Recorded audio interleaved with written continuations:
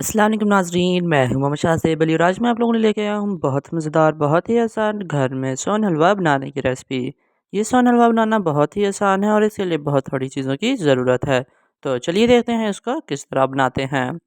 बिस्मिल्लाहिर्रहमानिर्रहीम। इसको बनाने के लिए सबसे पहले तो हम लोगों को 2 कप खुश्क दूध की ज़रूरत है। आप लोग किसी भी कंपनी का खुश्क दूध इस्तेमाल कर सकते हैं।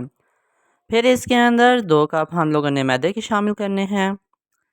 यहाँ पे ये दोनों चीज़ें डालने के बाद अच्छे तरीके से इनको मिक्स कर लेना है।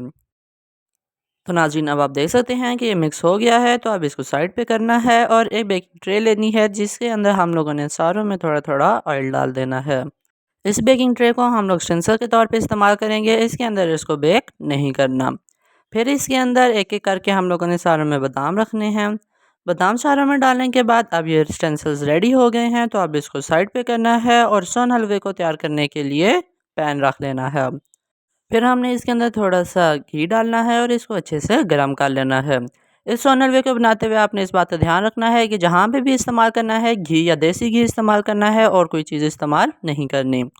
फिर इसके अंदर तकरीबन 1.5 कप के करीब हमने चीनी डालनी है और इसको अच्छे तरीके से मीडियम फ्लेम पर तकरीबन 1 मिनट के लिए पकाएंगे ताकि इस चीनी का कलर चेंज होने लग जाए। तो नाज़रीन, इस जगह पे अब आप देख सकते हैं कि ये चीनी पिघलने लग गई है, तो यहाँ पे फ्लेम को नीचे से बिल्कुल दम वाला कर देना है और इसको 1 मिनट के लिए और पका लेना है। जब इसका कलर इस तरह का गोल्डन ब्राउन आ जाए तो फ्लेम को नीचे से बंद कर देना है और फिर इसके अंदर जो पहले हमने मैदा और खुश्क दूध मिक्स किया था वो इसके अंदर डाल देना है।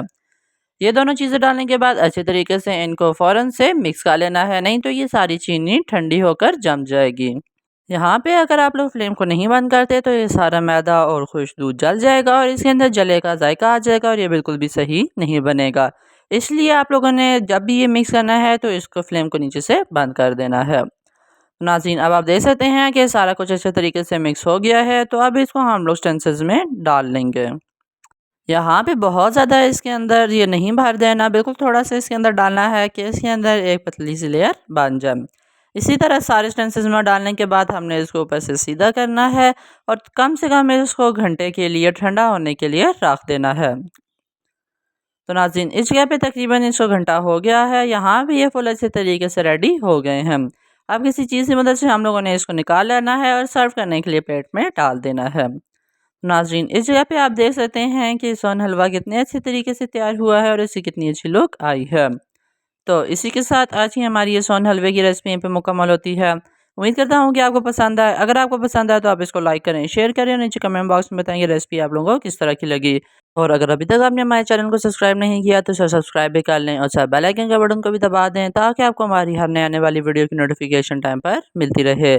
तो मिलते हैं आज से अगली मज़ेदार और डिफरेंट सी रेसिपी में, तब तक के लिए अल्लाह हाफिज़।